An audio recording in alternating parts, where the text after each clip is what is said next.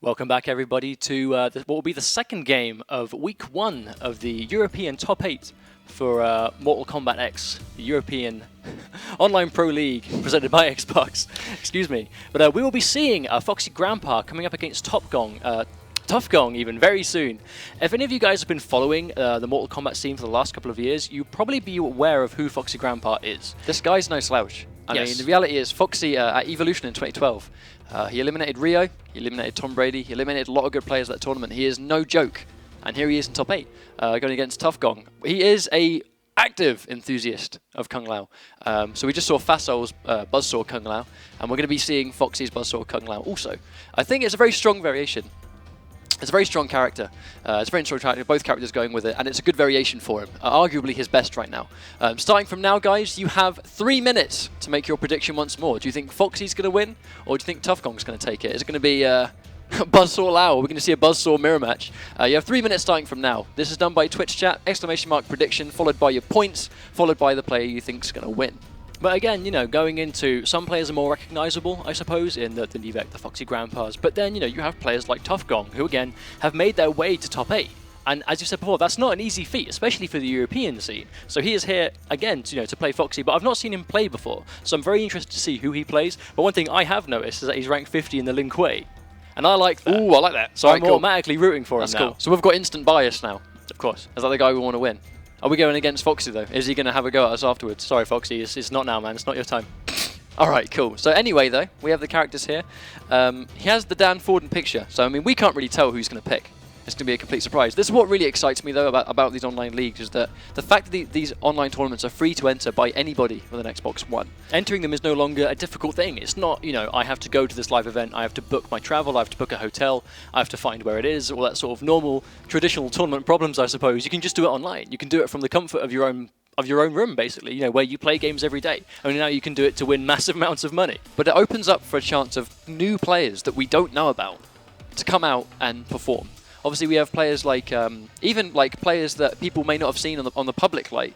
I mean, we have players like, you know, Sonic Fox and the North American side of this. Actually was eliminated before top 16 by a player called Killstreak, who, to my knowledge, is a SoCal player. By far is the biggest upset of this entire competitive league so far. But everyone in SoCal knew about Killstreak, okay? But no, on the sort of the broad circuit, he wasn't as known, but these ESL tournaments have helped him come out and make a name for himself, as has everyone here that are in top 8 that players may not have heard of in the past. And it's really good for us, because we can see these players come about, and they're really strong. And it was just because they couldn't make it to tournaments. Now this is their chance to really show who they are and what they've got. Remember, you at home, if you want to enter these tournaments, they play through every Sunday through until top 16, and then they finish on Wednesdays, where the top 16 will be broadcast live on NetherRealm's Twitch. You too can get involved at esl.gg, or gg.esl/MKX Pro League, to find out how you too can enter. Because if you get through to this top 16 final, that's your name on the board. People are going to know who you are, and you can do it just by playing online. That's all you've got to do. Obviously, you've got to take into account that Burbank, the prize pot too, minimum of $50,000. Minimum $50,000. Wow. For playing Mortal Kombat, that's not bad. So you have both players here setting up, ready to go. As expected, looks like F0xy Grampa will be going with Buzzsaw Lao. I have, Ketchup and I being like very enthusiastic Mortal Kombat players ourselves, we play with F0xy Grampa quite a lot, along with a lot of the other guys, the Omega K, used for Glue, a lot of other players that people know about from the UK crew, So we've seen this guy play a lot. We know that he plays multiple variations of Kung Lao, but he's only really played Kung Lao. So in that situation, he might find himself lacking certain matchup knowledge, because he's been exclusively playing this one character. Sometimes when you play a character, it's not just getting matchup knowledge by playing against the character. Sometimes you would learn the character yourself, and when you've learned the character, you kind of have that mindset of, okay, as a Kano player, or as a Melina player, now I know what my tendencies would be. In this situation, what would I do? And that kind of helps translate. But here we go, solidly into Kung Lao, and I think we're going to have Jax. I did see TuffGong pick pumped up Jax. This should be a really good set. Here we go. Again, two very aggressive characters, both covered in armor, but F0xy Grampa does manage to take the first hit, does go things straight in with a throw. Much like the first set, both characters, strong corner games, another meter burn spin, so much mileage as a Kung Lao player. Here come those low hatch shenanigans, but armor just goes straight through. Very smart. In the corner. Very smart wake up from TuffGong there. F0xy does have some really hard to block low situations from that EX low hat. TuffGong's wake up was a good idea there. These low hatch shenanigans are just so much. I mean, they're on block, they're -5, but they just have the threat of it is always there. At any point, a low hat is going to come, and if you hit it, you eat the next mix-up. Yeah. Or a meter burn spin. It's a really strong game. A really strong game. Well, that's where the intimidation comes from, because if you get hit by that low hat, you have to respect any option he has after it. But if you block it, you still have to worry about the spin. But at the same time, Jax has some really good normals, some really good frames, and he's covered in armor. F0xy's very familiar with this matchup as well, because one of our UK players, Omega-K, plays Jax.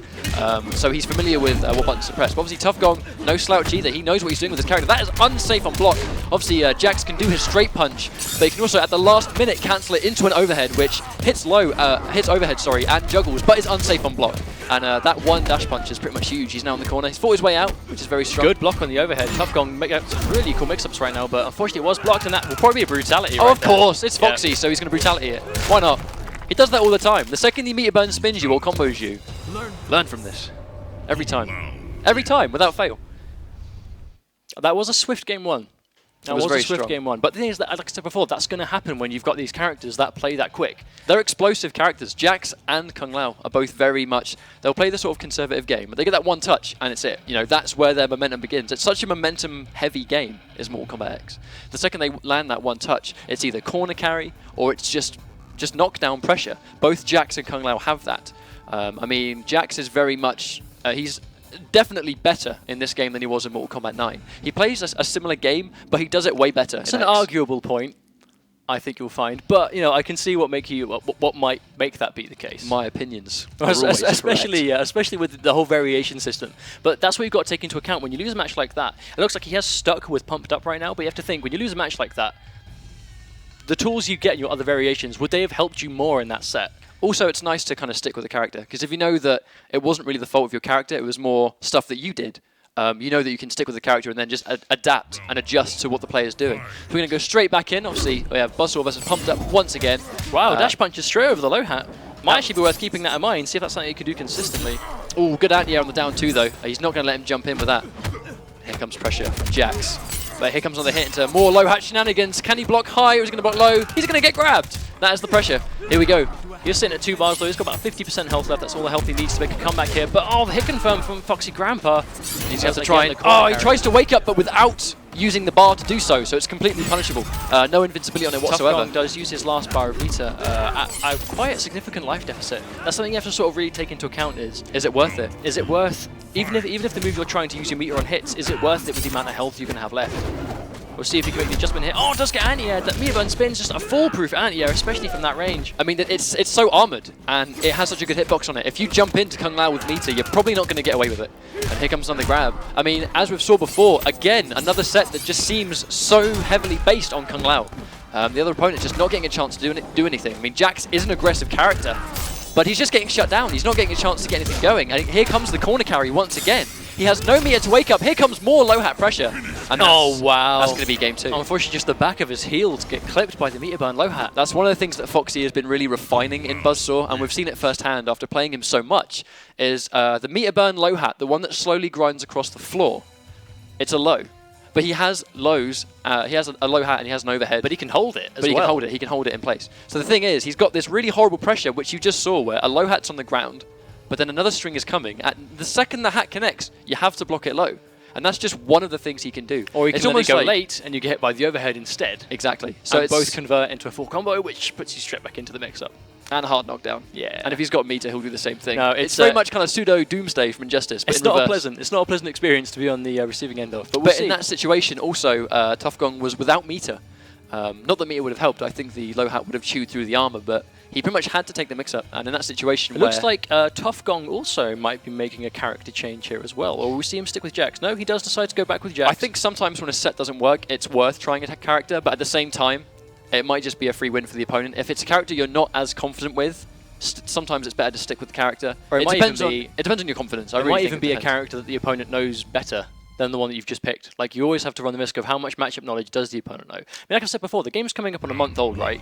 But competitively, that's not a long time, especially with a game with so many different versions of each character. That's a lot of matchup knowledge. We have another dash punch over the low hat. I mean, that's the start of the past 2 games I've seen, but that's going to be a not necessarily hit confirm. But here comes that jumping, jailing into the teleport. That's actually very hard to get out of. And here comes double overhead, lovely double overhead, but unfortunately, here comes more pressure. This is when we see TuffGong's really playing a lot more. He's playing a lot more risky now, but he's getting some real damage on the table. But unfortunately, jump in. That's going to be a full combo if he doesn't drop it. Let's hope these tournament nerves don't get the better of him. But unfortunately, he does drop the combo. That is huge, and that will be a full combo punish from the overhead. And now he's in the corner. Oh my days, that was such a mistake for the wake up. But unfortunately, that is a bad situation to be in. Does manage to get the wake up overhead punch, and that will take clutch grab. How about that? He is not out yet. The first round does go to TuffGong of the set, and it was because he was making these risks. He's not cracking. Sometimes you have to play that risky way just to get that momentum, and he's really riding it right now.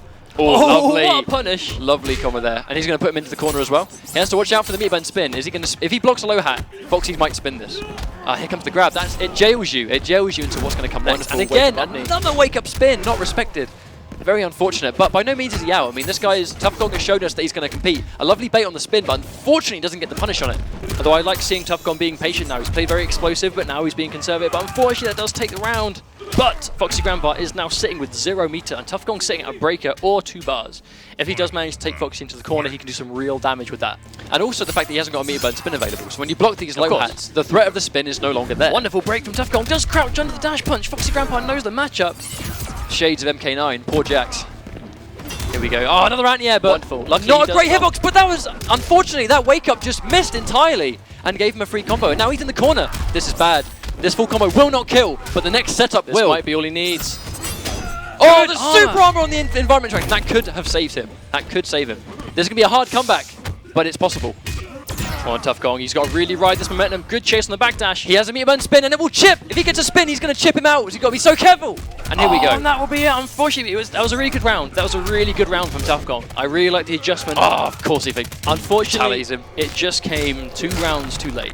That's the only problem he had. Like, he really started to figure it out, but by the time he started to get that momentum, it was too late. It was an unfortunate situation because he was in the process of making a good comeback. He had that combo string into the plus projectile, plus on block, and hit. But unfortunately, the second Kung Lao built that bar, a comeback was unlikely, even on block, because the spin moves forward, it hits multiple times and does really solid chip damage. And he had such little health that it would have been very hard for him to come back anyway. But he kept it together. It's like we've been saying the whole time. Again, even with f0xy, like when Kung Lao has that meter available, meter burn spin is just something you have to respect. Because the threat of it is enough. Yes, it really is. If you block it, yes, he is fully punishable. But it comes out so fast and hits multiple times, it's going to chew through quite a lot of aggression. So as soon as you see him with that bar, you then have to immediately start second-guessing how you approach him. But as soon as he's not got it, he's free on wake-up. Like normal spin. Like again, going back to how wake-ups work differently in this game than they have in past games, Kung Lao with no meter is just as helpless as anyone else with no meter. No wake-up is guaranteed unless he armors it with meter. So TuffGong knew that, he was addressing that, and he was really going in. But as I said before, it was just a little bit too late. But you know, fair play to him. He did manage to make top 8 today, and he will secure himself some placement points as well. But again, f0xy Grampa does move on to the semi-finals. We're going to see, that does actually mean we're going to see, potentially, if f0xy goes with Kung Lao, a Buzzsaw mirror match. The first Kung Lao Buzzsaw mirror match of the ESL broadcast, I do believe. Well, the thing is, I'm very excited for that. I know that f0xy plays Katana. I have heard he plays Katana. I've not seen it personally, but I've heard from multiple people that he has played that character in the past. Does he want to go the mirror? But she's a very defensive character, so will we see when they match up, like, yeah, provided the other end of the bracket goes just as aggressive as we've seen this, will we see our first sort of defensive, really reserved play of the tournament? Or do you reckon it's just going to be a train of just aggressive characters? I mean, who knows? I mean, I'm excited to see it. I mean, I've actually not seen f0xy fight another Buzzsaw Lao yet. We know Use for Glue in the UK does play Kung Lao, and they play quite frequently. But that's across different variations. Use for Glue favours Hat Trick, whereas obviously f0xy sticking with Buzzsaw pretty much wholeheartedly. But even then, like Tempest is usually seen as quite good in the Lao mirror match because Tempest spin. The 4-frame spin. Tempest Lao's meter burn spin punishes the low hat on block. One of the only moves in the game that punishes low hat. It's quite difficult to time, but you know it's a consistent punish if you get it right. Which again is something that Kung Lao will need to respect. If he knows the threat of the Tempest spin is there, then he'll have to respect that as well. But we're going to be setting up our next match soon. We're almost good to go. But we're going to be, I think, seeing some Nivek. Nivek's a good player, and I'm looking forward to seeing him play. Well, I know that the other 2 matches we have on the other side of the bracket, we have Sumerian and we have Nivek. 2 very strong players from Greece. They've done a lot around Europe and across Injustice and Mortal Kombat 9, really, across the last 4 years that those games have been played competitively. Really sort of putting a stamp on how good they were at those games. And here they are in top 8 as well. It's all good though, I mean, because I think Nivek was a Raiden player in 9. Nevex, a Raiden player here too. We'll save some of this when we introduce the players, because I really want to talk about it before the match starts. That'd be quite good to kind of really introduce this player with, for those that don't know. But I mean, we've seen some really good quality play here right now. And like I said, these players that, as I mentioned, like Faso as a player as well, I've said this guy will play a new game, and be instantly very good at it. And he's exactly just proven that right now with Kung Lao. He's very good at picking a character he wants to play, and then really understanding how to break that character down straight away. Kung Lao is not an easy character to start the game with. I mean, if you're against people that don't know the matchup, you can pretty much go nuts, really, for the most part. But the second you realize this character has no real 50-50 high-low game, and then you have to start enforcing the threat with things like Buzzsaw Lao, etc. Cool. Well, with that said, we are going to be setting up the next game now, so we'll be going to a quick break, but please don't go anywhere. We have plenty more prediction points to be placed, more prizes to be won, and plenty of cool games up and coming. So hopefully see you guys very soon.